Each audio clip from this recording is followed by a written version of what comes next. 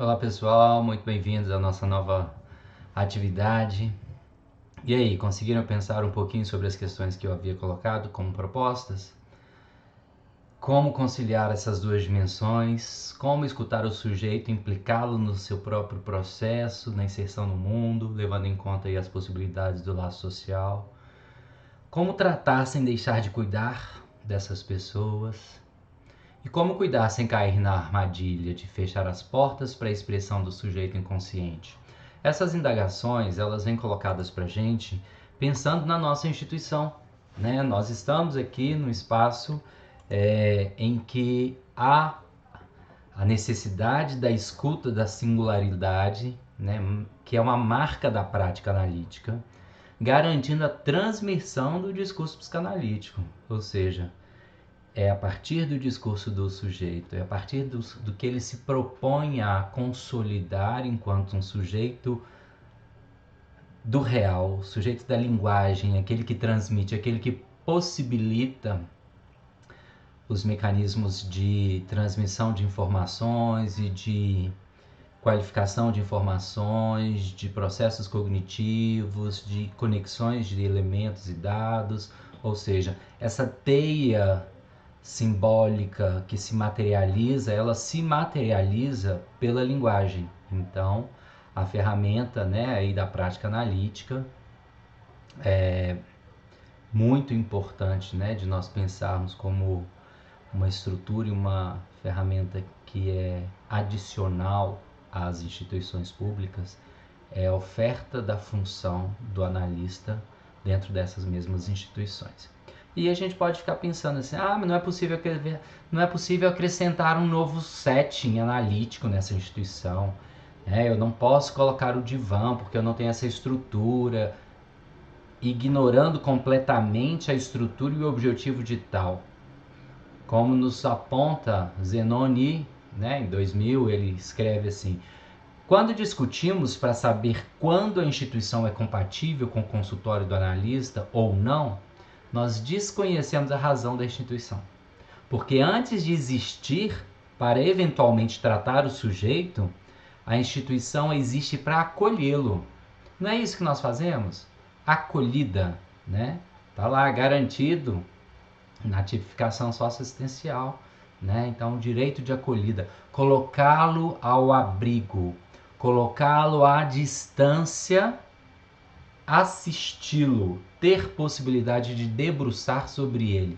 Antes de ter um caráter terapêutico, a instituição ela tem uma necessidade social, ela é uma resposta social a fenômenos clínicos.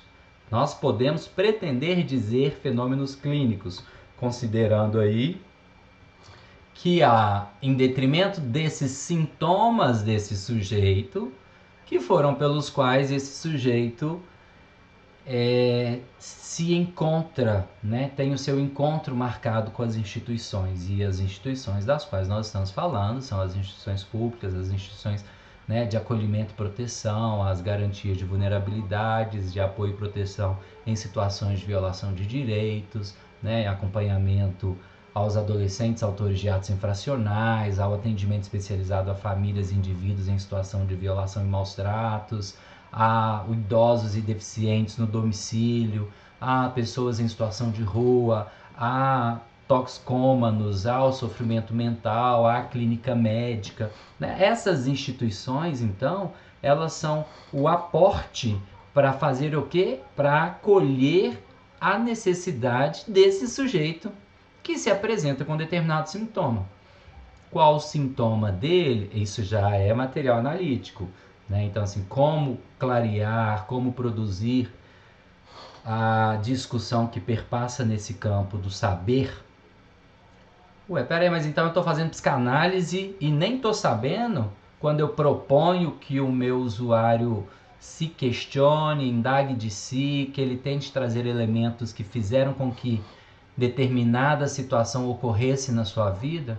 Essa é uma ferramenta, né, da terapia, do processo analítico. Então, o movimento analítico, ele se dá com as indagações e com a produção a posteriori que esse sujeito vai fazer com aquilo que foi provocado em si, né? Então vamos pensar aqui, trata-se então na verdade de reconhecer a diferença entre as duas práticas. Uma prática, ela oferta a acolhida, né? Ela está ali no campo da inclinação sobre esse sujeito para fazer com que ele tenha, né, a sua necessidade respondida, né, assim, a produção do abrigo, colocá-lo de uma forma a superar as suas vulnerabilidades, né? E a outra vai tratar das questões e respostas aos seus fenômenos clínicos. Então, assim, na possibilidade, no momento de lidar com a diferença e construir o caso, é importante nós termos isso como uma dimensão, que as intervenções elas não seguem um padrão hegemônico em que toda prática X vai ser respondida com a intervenção Y. Óbvio que as possibilidades de funcionarem, efetivarem intervenções semelhantes diante de fenômenos semelhantes é muito grande, mas o caráter subjetivo, né, o caráter que a gente diz que é o caráter clínico da prática interventiva, ele vai ter toda uma construção que depende das experiências produzidas por esse sujeito que se apresenta, né? Então a questão não é saber se a psicanálise pode ser praticada na instituição, mas sim pensar como o discurso analítico pode ser útil na clínica institucional, orientando o tratamento. Então eu posso trabalhar na condução do tratamento pensando quais as possibilidades, né, que a clínica psicanalítica, como que é pensar a interface do inconsciente, como que é entender a construção do sintoma desse sujeito, como que é perceber a relação dele diante da recusa, da negativa, da frustração, e são elementos que ele vai trazendo para a gente na condução do caso. Né? Você não precisa fazer uma anamnese completa no primeira acolhida dentro da sua instituição, qualquer que seja ela, para que você feche um diagnóstico. Porque a gente não precisa fechar um diagnóstico, a gente precisa construir um caso. E no momento que você constrói o caso para ofertar potencialidades interventivas junto com seu colega interdisciplinar, com sua equipe de trabalho, com sua instituição, com sua rede, né, com sua rede intersetorial, sua rede parceira, é ali que nós vamos trazer uma consolidação diagnóstica capaz de ser suprida pelas nossas intervenções. Então, o analista ele não deve se excluir ou reivindicar um estatuto especial na instituição, porque seu desejo não se limita à cura, né? O desejo do analista é de o fazer operar a psicanálise, ou seja, trazer à tona o discurso do inconsciente.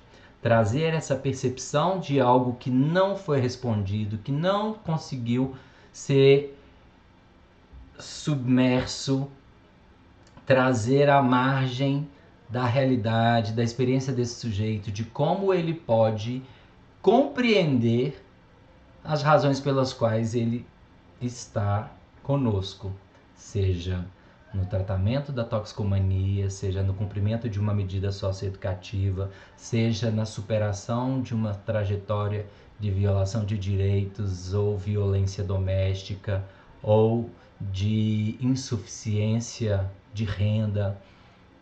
E cada um desses circuitos vão ter respostas e avaliações muito plurais, porque, novamente, vamos relembrar, nós estamos dizendo de sociedade, tempo, espaço, que é atravessado pelas vicissitudes que estão inseridos esses sujeitos sociais, seja renda econômica, classe, etnia, identidade de gênero, orientação sexual. Esses circuitos todos, eles impelem esse sujeito a se organizar socialmente com os recursos que ele tem, né? Então, nesse momento, não se trata aí de fechar conclusões, mas de abrir novos caminhos a partir do que foi desenvolvido. Nesse sentido, é fundamental fazer uma articulação entre o desejo do analista e a função dos operadores das instituições. Então, como que nós podemos provocar, então, que o desejo do analista, qual que é o desejo do analista? Trazer o discurso inconsciente, né? A produção desse paciente, né?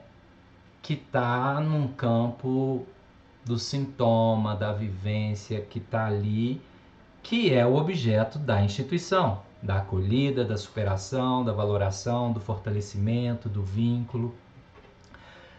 E para tal discussão se torne possível, né, para que isso aconteça de fato, é importante nós termos o entendimento sob a ótica da psicanálise da constituição do sujeito. Então é onde que nós vamos começar agora a pensar, né, a porta de entrada dos aspectos constituintes do sujeito, inclusive nos elementos que a gente diz sobre as vivências, as construções que caracterizam a experiência subjetiva, a singularidade, as estruturas, a composição desse sujeito em torno do campo do desejo, das suas relações. E isso é importante porque nós precisamos trazer elementos que sejam de ordem teórica, epistemológica, empírica, para que esse casamento possa se harmonizar com a nossa prática, para compreendermos a teoria psicanalítica. Não estou dizendo que nós vamos sair daqui hoje psicanalistas, que a partir de amanhã todo mundo vai ter condições de traçar diagnósticos e intervir baseado nas abordagens analíticas, mas que vocês tenham a dimensão do que o processo está convidando a ser feito. Então, está se convidando no campo analítico que o inconsciente desse sujeito emerja e convidando a instituição a dar conta de traduzir isso nas questões das suas vulnerabilidades, para que nós possamos produzir nesse sujeito desejo de superação. Fiquem comigo e na próxima aula a gente inicia uma conversa que com certeza muitos de vocês já falaram, já brincaram e já repetiram por aí, que é a situação do complexo de Édipo. Um abraço grande e até breve!